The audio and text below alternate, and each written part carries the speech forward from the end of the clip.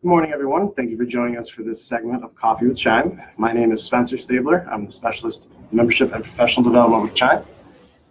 And I'm George Reynolds. I have a title here. I'm the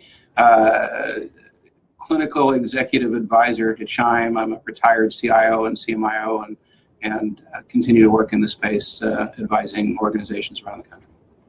Now, we know many of you have busy days ahead of you, so we think this would be a wonderful way to quickly share some news and information with you that we think you'll need to tackle your day. So today's segment will include an update regarding our upcoming CMIO Leadership Academy, which is taking place May 18th through the 20th at the Renaissance Chicago O'Hare Suites Hotel in Chicago, Illinois. While we're going through this segment, please feel free to submit any questions that you'd like, and we'll dedicate some time at the end to go ahead and go through the questions. So first, a brief update about our upcoming CHIME Hens CIO Forum taking place in Las Vegas. It begins on March 4th. We have three wonderful speakers, Nicholas Webb, Dr. Robert Watcher, and Liz Murray in our lineup. And I'm excited to say that we'll be soon announcing a fourth and final speaker to add to our lineup. If you haven't registered already, please do so soon. Our hotels are filling up very, very fast. Let's really quick. And it's also a great networking opportunity. And it's also a wonderful networking opportunity. So I'd like to go ahead and say hello to George again. Thank you for joining us today. Appreciate it. It's a pleasure to have you. It's my first time here. So I just want to go ahead and ask you a few questions from the perspective of the CMIO to kind of give everybody some insight as to what the CMIO Leadership Academy is all about. Yeah. All right. So to start, again, as a CMIO, what do I do if I'm having problems with my CEO or CFO not understanding the importance of what I do? Or I guess more simply, how do I gain influence at my organization? Well, the CMIO Leadership Academy, which, by the way, used to be called the CMIO Boot Camp, and it turns out Amy owns the trademark for that, so we decided we changed the name, but it's the same course, and it's designed around the same kind of core principles that the very successful CHIME CIO Boot Camp, which has been going on for like 20 years, uses. But obviously, we're aiming it to a different group of clinical executives, and it's a great course. I love doing it. The question you ask is one of the most common questions. It's, my CIO's got a budget. They're at the strategic planning table, and I've got maybe a couple of people working for me, and I don't have a budget, and so it's really challenging for me to kind of affect change. And how do you sell change? How do you get buy-in? How do you speak the language of the C-suite?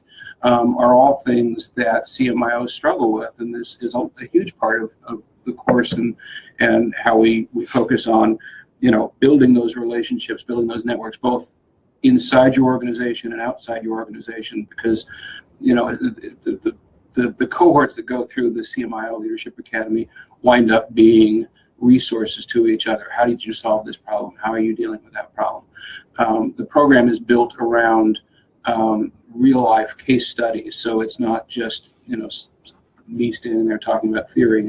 It's a bunch of practicing CMIOs and physician leaders talking in real world terms about how they solve problems. And it's that instead of telling you where to buy fish, it's teaching you how to fish. It's that business of how do you the next problem that comes along still has those same challenges around getting buy-in and change leadership and speaking business planning and budget and building teams and networks and all those challenges that we face every day. So it's the critical So it really is.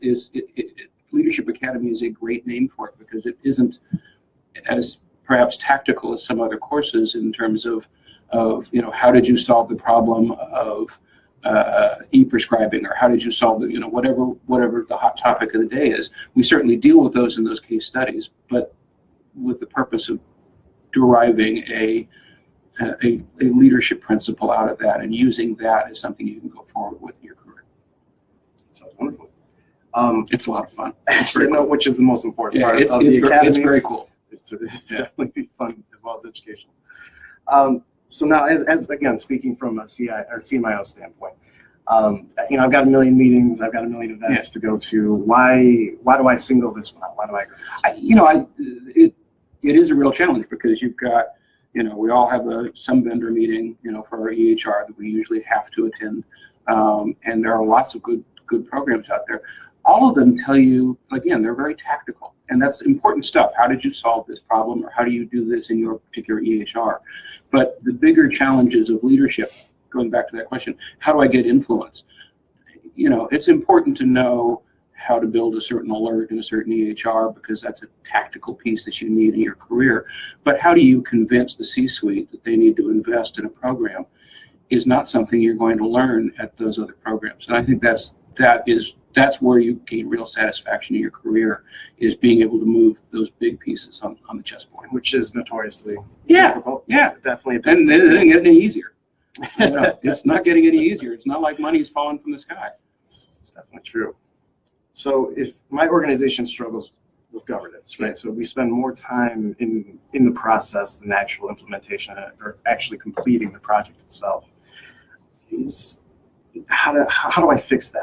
As a CMIO, how do I tackle that problem? Yeah, that's again, that's one of these things where we talk a lot in the Leadership Academy about not so much the process, because there are unique factors to every organization, but how do you think about it? I was actually on a call yesterday with an organization that's trying to figure out what their analytics strategy is going forward, and they were kind of starting with, well, which tool should we buy, and what pieces, you know, what check boxes does it need to fulfill, and you know, and those are really important questions. But first thing it is, you know, back up. What's the strategic vision? What is it you want to do? Because if you want the tool to do one thing for a group of stakeholders, you look in one direction. If you're looking to do, you know, in this context, you might miss the big picture. If you're in this context, we were talking about self-serve analytics. Well, if you're going to do self-serve analytics, there's a whole bunch of strategic questions behind that related to how you know, what are the tools to train people and support people. So you start thinking about these things in pieces and in structure, and so that's, you know, what particular governance model you pick is not the most important question.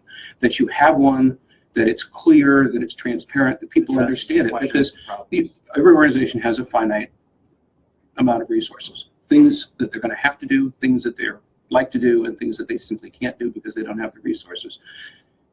And everybody in the organization understands that, including your most difficult doctors. They get it. They're smart people. They didn't get where they are by being stupid people. Absolutely not. But if you don't, if it's not transparent, if it's not clear, if you can't understand how these decisions are made, then IT is viewed, and the CMIO and informatics are all viewed as this kind of black hole where my requests go to die because no one ever tells me anything. Changes don't happen. Yeah. So closing that loop and creating a structure that's simple and easy to understand makes it so that, okay, I didn't get what I want, but I understand it's because we're investing in, you know, in an opioid reduction program, and I get the importance of that, and I get why I didn't get what I wanted this time, but I understand the process. Makes sense. Well, so at this time, I'd like to say or reach out and see if there's any questions out there. And it looks like we are getting signaled that there is not. Okay. So George, I'd like to turn it over to you. Well, yeah. So thanks. This was fun. This is like I said, I literally got off the plane 2 hours ago. So this is cool. Thanks for doing this. Thanks for joining us. I hope you found this informational.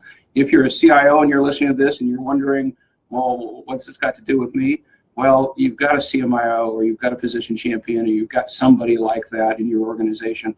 And, you know, I'm on the faculty of the CIO boot camp as well. I love doing that. And often one of the questions I get is the token doctor on the faculty is my CMIO is really difficult to deal with.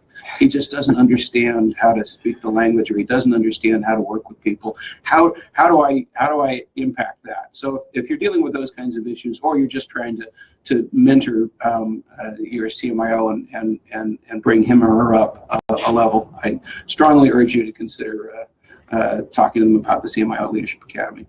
Thanks for joining us. Thanks for being great leaders in healthcare IT. And with that, I think we'll wrap. Thank you very much, everyone. George, again, thank you. Sure.